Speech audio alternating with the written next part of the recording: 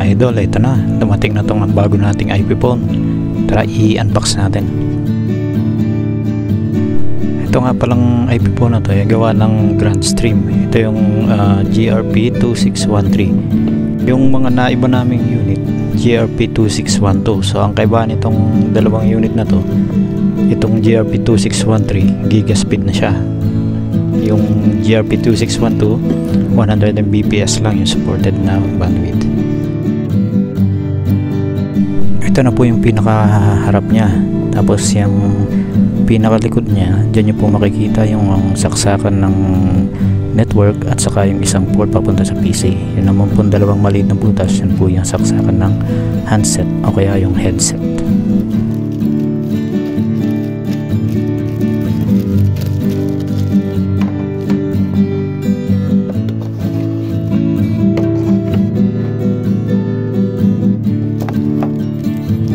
Okay, bali yan na po yung handset niya. So normal na telepono na lang po yung itsura niya.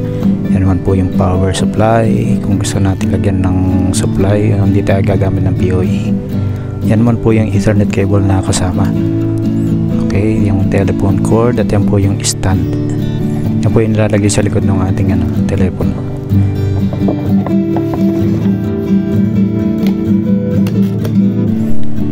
Okay, tara, buuin na natin mga idol. So kailangan na labasan natin yung main unit, tapos i-connect na natin yung telephone cord doon sa ating handset. Yung maiksi po na dulo, yun po yung para sa handset. Yun naman pong mahaba, yung walang curl, dito naman po siya sa ating unit. Yan, connect lang po natin dyan sa handset.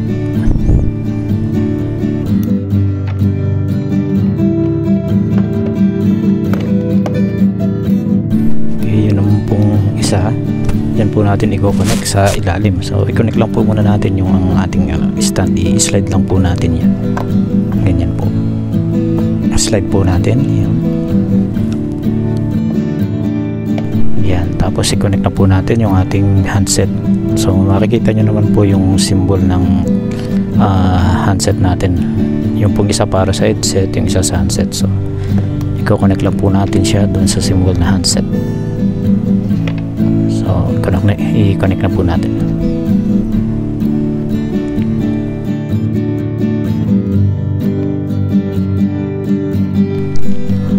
So ayan, bale okay na, naka-assemble na yung ating IP phone.